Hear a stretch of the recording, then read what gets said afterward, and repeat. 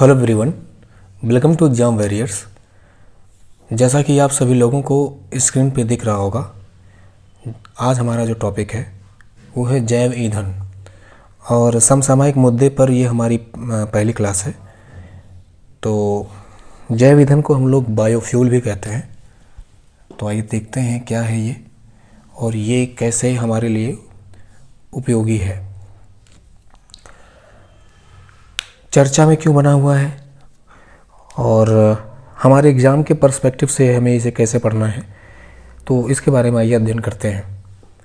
जैव ईंधन की बात अगर हम करें तो स्टूडेंट, ईंधन जो होता है, ईंधन हमें अगर परिभाषा लिखनी हो या ईंधन का अर्थ पूछा जाए तो हम ये कहेंगे कि वह पदार्थ जिससे हमें ऊर्जा की प्राप्ति होती है वह ईंधन होता है। अब यहाँ पर बात आती है कि वो जैव ईंधन क्या होगा। तो जैव ईंधन की बात मैं कहूँ तो ऐसा हाइड्रोकार्बन, ये एक प्रकार का हाइड्रोकार्बन है, ऐसा हाइड्रोकार्बन जो सजीवों की मृत शरीर से बनता है और जिसको बनने में ज़्यादा लंबा समय नहीं लगता। ज़्यादा लंबा समय नहीं लगने का मतलब ये हुआ कि जितना लंबा समय आप देखते होंगे जीवाश्म ईंधन को बनने में बहुत लंबा समय लग जाता है, लेकिन ये मुश्किल से कुछ दिनों में या हफ्ते में या महीनों में बन जाता है। तो ऐसे हाइड्रोकार्बन होते हैं जो सजीवों के मृत शरीरों से बनते हैं और उन्हें बनने में ज़्यादा समय नहीं लगता, कुछ दिन, हफ्तों और महीनों में ही बन जाते हैं। ऐसे ही ईंधन को हम लोग बोलते हैं जैव ईंधन। तो जैव ईंधन को आप ठोस, द्रव, गैस में भी बांट सकते हैं। तो मैं अगर ठोस की बात करूं तो लकड़ी भी एक प्रकार का जैव ईंधन हो जाएगा, और अगर मैं द्रव की बात करूं तो इथेनॉल, ब्यूटेनॉल, मेथेनॉल आदि ये सभी क्या हैं, जैव ईंधन है। और अगर गैस की बात करूं तो बायोगैस का नाम आपने सुना ही होगा, गोबर गैस। तो ये हो जाएंगे कि जैव ईंधन को हम ठोस, द्रव और गैस में क्या कहेंगे। अब बात आती है कि जैव ईंधन का विकास क्या है। तो इसके आइए विकास के बारे में पढ़ते हैं। जब हम जैव ईंधन के विकास की बात करते हैं तो हम इनके 4 पीढ़ियों की बात करते हैं। तो ये 4 पीढ़ियों में विकसित हुए, कैसे हुए आइए देखते हैं।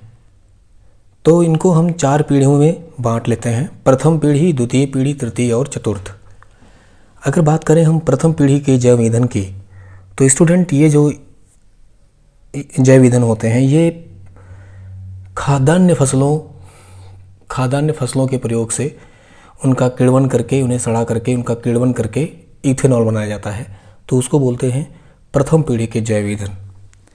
प्रथम पीढ़ी के जैव ईंधन को पारंपरिक जैव ईंधन भी बोला जाता है, क्योंकि हम उनके लिए कोई स्पेशल फसल नहीं उगाए, हम उन्हें खाद्य फसलों द्वारा ही, उनके अवशेषों से, खाद्य फसलों से उनका प्रयोग करके बनाते हैं। इसका एक प्रॉब्लम ये होता है स्टूडेंट कि इससे खाद्य संकट और बढ़ सकता है, क्योंकि खाद्य फसलों का इस्तेमाल अगर हम जैव ईंधन बनाने में करेंगे तो हमारे यहाँ से तो भुखमरी और कुपोषण वैसे ही बहुत दिनों से छाई हुई है, तो इसे कैसे मिटाएंगे हम। तो इसी में क्रम में होता है द्वितीय पीढ़ी का विकास, और द्वितीय पीढ़ी के जो जैव ईंधन होते हैं उनको एडवांस बायोफ्यूल कहा जाता है। इसमें क्या होता है कि गैर खाद्य फसलों और उनके अवशेषों से बनाया जाता है द्वितीय पीढ़ी के जैव ईंधन में। मतलब इसमें ऐसी फसलों का उपयोग किया जाएगा जिसका इस्तेमाल खाद्य के रूप में नहीं हो सकता। इसमें आप कह सकते हो शहरों के वेस्ट वगैरह भी जो हैं वो भी, उससे भी अगर बनाया जाता है इथेनॉल, तो उसको भी हम द्वितीय पीढ़ी में ही मानते हैं। अब अगली बात आती है तृतीय पीढ़ी की। तृतीय पीढ़ी के जैव ईंधन कहा जाता है जब हम इथेनॉल शैवाल या एल्गी से बनाते हैं।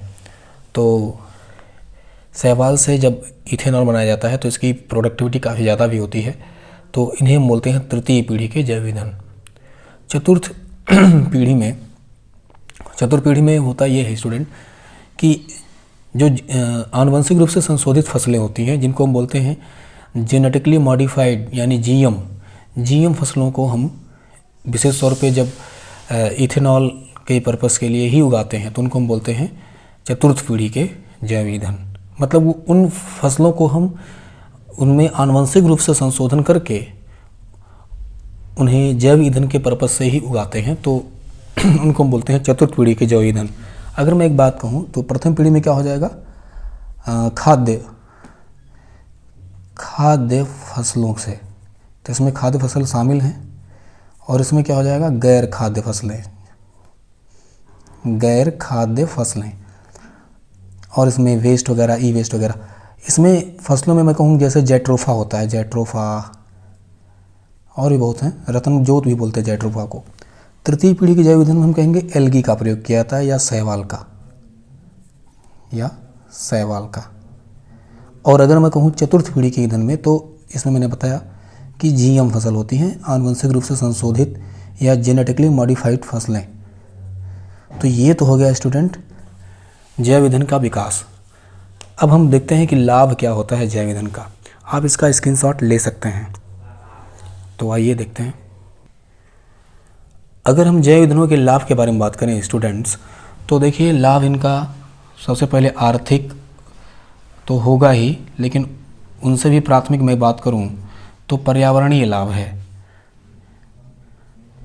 पर्यावरणीय लाभ, तो उसमें जैसे मैं कह रहा हूं आर्थिक लाभ कैसे हो जाएगा। देखिए स्टूडेंट, सरकार जो है, भारत सरकार ने 2030 तक पेट्रोल में 20%, जबकि डीजल में 5% का लक्ष्य रखा हुआ मिलाने के लिए। मतलब कि हम इथेनॉल को अकेले तौर पे केवल इथेनॉल से ही नहीं, इथेनॉल को ही ईंधन के रूप में नहीं प्रयोग करते, मिश्रण करते हैं। तो ये जो पेट्रोल है, हम 2030 तक उसमें 20% क्या मिलाएंगे, इथेनॉल मिलाएंगे, यानी जैव ईंधन मिलाएंगे। और डीजल में कितना, 5%। तो इससे ये जो 20% हम लोग बचा रहे हैं पेट्रोल, उससे हमें आर्थिक लाभ तो मिलेगा ही मिलेगा, साथ ही साथ पर्यावरणीय लाभ कैसे मिलेगा, आइए उसको देखते हैं। देखिए स्टूडेंट, जो इथेनॉल होता है, अगर मैं इनके पर्यावरणीय लाभ की बात करूं, तो जो इथेनॉल होता है स्टूडेंट, उसमें ऑक्सीकारक गुण अधिक होता है, ऑक्सीडाइजिंग प्रॉपर्टी अधिक होती है, जिसकी वजह से जो फ्यूल होता है उसका पूर्ण दहन होता है। और अगर पूर्ण दहन होता है तो प्रदूषण लेवल कम हो जाता है। तो इस तरीके से देखा जाए, इसको पर्यावरणीय लाभ भी मिलेगा। अब बात आती है चुनौतियाँ क्या हैं, समस्याएं क्या हैं। तो देखिए स्टूडेंट, चुनौतियों में अगर मैं बात करूं, चुनौतियों में पहली समस्या यह है स्टूडेंट कि भारत सरकार ने जैव ईंधन नीति 2018 में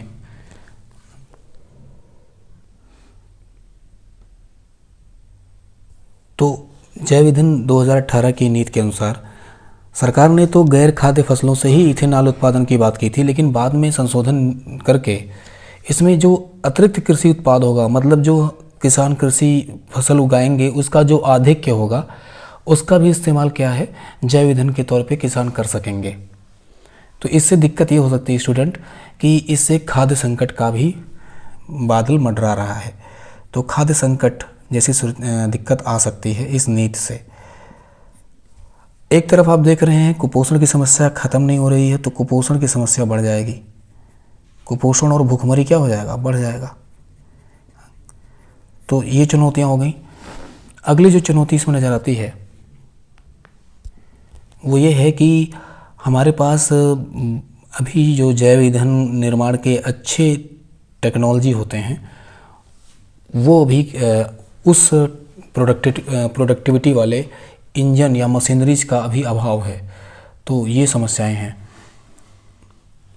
अगली एक समस्या और हो सकती है, अगर जैव ईंधन को ऐसी जगह पर लगाया जा रहा है जहाँ पर उष्णकटिबंधीय वर्षावन है, उनको काट करके अगर लगाया जाता है तो इससे पर्यावरणीय नुकसान और हो जाएगा। क्योंकि उष्णकटिबंधीय वर्षावनों को काट कर अगर लगाया जाता है तो आपको पता होगा उष्णकटिबंधीय वर्षावनों का जो जैव विविधता होती है वो बहुत अधिक होने से उनका पर्यावरण संरक्षण में, पर्यावरण के बैलेंसिंग में बहुत बड़ा रोल होता है।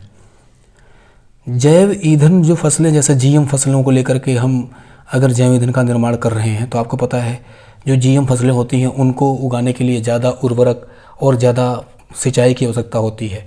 तो एक प्रकार से ये एनवायरमेंटल लॉस होगा हमारा। तो ये चुनौतियाँ हैं।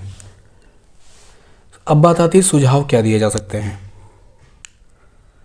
सुझाव की बात करूं स्टूडेंट, तो इसमें सबसे पहले सुझाव मैं ये कहूँगा कि तकनीकी स्तर पर जो टेक्नोलॉजी है इसका थोड़ा सा सही करना चाहिए। जैसे मैं कहूँ कि ब्राज़ील ने जैसे किया, ब्राज़ील ने अपने यहाँ पर जो एक प्रकार से जो उनका मैं कहूँगा कि डेडिकेटेड बायोडीजल इंजन को लेकर के कदम उठाए गए उसके सरकार के द्वारा, और लचीले ईंधन वाले वाहनों के विकास में वृद्धि की गई, बहुत तेज़ी से उनको बनाया गया। तो इसके लिए हमारे देश में भी कदम उठाए जाने चाहिए। और मैं कहूँ जो दूसरी और तीसरी पीढ़ी के जो जैव ईंधन हैं, जैसा कि आपको पता है कि दूसरी पीढ़ी के जो जैव ईंधन होते हैं उसमें गैर खाद्य फसलों का इस्तेमाल होता है, तो उसमें और ज़्यादा तकनीकी विकास की ज़रूरत है। और वहीं तीसरी पीढ़ी की बात कहूँ तो चूँकि आपको बताया मैंने कि एल्गी से बनाया जाता है और इसमें जो है इसकी प्रोडक्टिविटी काफ़ी ठीक ठाक होती है, तो इसमें भी अभी और तकनीकी विकास करने की ज़रूरत है। दूसरी चीज़ जो जैव रिफाइनरियाँ हैं इनको मंजूरी देने में थोड़ा तेज़ी करनी चाहिए, क्योंकि जब जैव रिफाइनरी ही कम रहेंगे तो फिर कैसे बनाया जाएगा ढेर सारा जैव ईंधन। एक बात और कहना चाहूँगा कि जैसे मान लीजिए हमारे जो ग्रामीण अर्थव्यवस्था है, अगर इसका बेहतर इस्तेमाल किया जाए तो इससे ग्रामीण अर्थव्यवस्था में एक सकारात्मक परिवर्तन भी लाया जा सकता है और इसके द्वारा पर्यावरणीय लाभ भी कमाया जा सकता है। जैसे कि किसान है, किसान का जो फसल अवशेष है, जैसे मैं आपको बताता हूँ, आजकल आप देखते होंगे पंजाब और हरियाणा या पश्चिमी उत्तर प्रदेश के किसान जो हैं अपने पराली को जला देते हैं।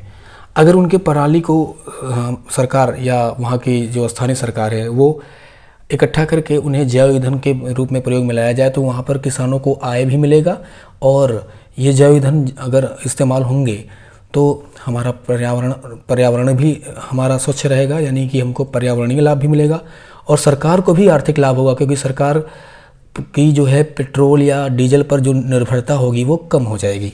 तो ये सब हैं सुझाव और ये कदम। आई होप आपको ये टॉपिक पूरी तरह से समझ में आ गया होगा। आपको यह टॉपिक कैसा लगा मुझे कमेंट बॉक्स में ज़रूर बताएं, और अगर आप चाहते हैं कि मैं आप लोगों के लिए ऐसे ही महत्वपूर्ण समसामयिक मुद्दों पर वीडियो बनाता रहूं, तो प्लीज़ आप लोग इस चैनल को सब्सक्राइब करें और शेयर करें। जय हिंद।